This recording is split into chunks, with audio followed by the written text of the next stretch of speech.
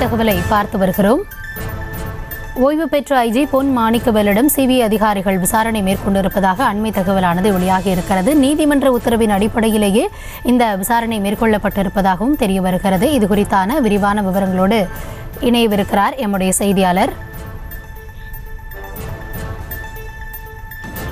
Jerry. வணக்கம். எவ்வளவு நேரமாக இந்த விசாரணையானது துவங்கி நடைபெற்று வருகிறது? இதுபோன்ற கேள்விகள் முன்வைக்கப்படுவதாக தகவல்கள் ஏதாவது இருக்கிறதா?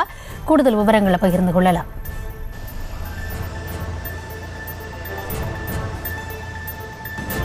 வணக்கம் கௌதமி. சிலை கடத்தல் சிறப்பு பிரிவு அதிகாரியாக இருந்தவர் பொன் மாணிக்கவேல். இவர் தற்பொழுது ஓய்வு பெற்றிருக்கக்கூடிய சூழல்ல பாலவாக்கத்தில் இருக்கக்கூடிய அவரது இல்லத்தில் சிபிஐ அதிகாரிகள் விசாரணை நடத்தி வருகின்றனர். 6 பேர் கொண்ட குழுவோடு இந்த விசாரணையானது 2 மணி நேரமாக நடைபெற்று வருகிறது.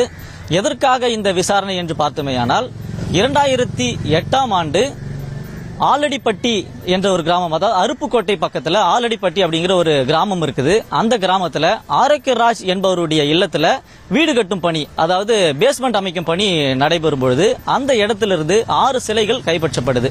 அப்பொழுது சிலை கடத்தல் தடுப்பு பிரிவு அந்த பகுதியில் இருக்க அதிகாரிகளாக இருந்தவர் காதர் பாஷா, சுப்புராஜ், இவங்க 2 பேரும் சிலை கடத்தலுக்கு தொடர்பு இருக்கக்கூடிய தீனதயாளன் அப்படிங்கிற ஒரு கூடிய தொடர்பு ஏற்பட்டு இவர்கள் மூவரும் சிலையை விற்று பணத்தை எடுத்துக்கொண்டதாக இவங்க மேல ஒரு குற்றச்சாட்டு முன்வைக்கப்படுது. அப்பொழுது வழக்கு தொடரப்பட்டு இவர் டிஸ்மிஸும் செய்யப்படுறாரு. டிஸ்மிஸுக்கு பிறகு இவர் கைதும் செய்யப்படுறாரு. இந்த விஷயங்கள்லாம் நடந்ததுக்கு பிறகு பொன் மாணிக்கவேல் சிலை கடத்தல் சிறப்பு பிரிவு ஐஜியாக நியமிக்கப்படுறாரு.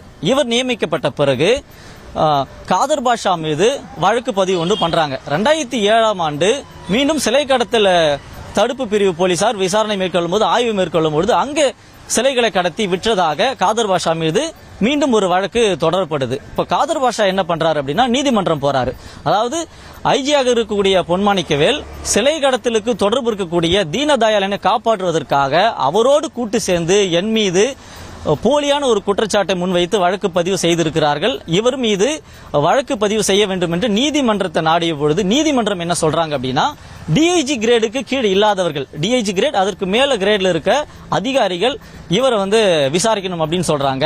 இதன் அடிப்படையில் சிபிஐ பொன் மாணிக்கவேல் அவருடைய வீட்டிலையும் இதற்கு முன்பாக வழக்கு பதிவு செய்யப்பட்ட காதர் பாஷா, தீனதயாளன் ஆகியோருடைய வீட்டிலையும் விசாரணை மேற்கொண்டு வராங்க. பாலவாக்கத்தில் இருக்கக்கூடிய பொன் மாணிக்கவேல் அவர்களுடைய வீட்டில் கடந்த 2 மணி நேரமா விசாரணையானது நடைபெற்று வருகிறது. 6 பேர் 2 கார்களில் இந்த விசாரணை மேற்கொண்டு வந்திருக்கிறாங்க. 1.5 மணி நேரம் விசாரணைக்கு பிறகு, அதாவது அரை மணி நேரத்திற்கு முன்பாக ஒரு காரில் 2 அதிகாரிகள் புறப்பட்டு சென்று விட்டனர். மீதம் இருக்கிற அதிகாரிகள் விசாரணையை தொடர்ந்து வருகின்றனர் என்ற தகவல் வெளியாகி இருக்கிறது.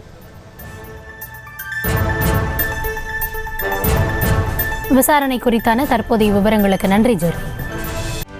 செய்திகளை உடனுக்குடனும் துல்லியமாகவும் தெரிந்து கொள்ள சப்ஸ்கிரைப் பண்ணுங்க.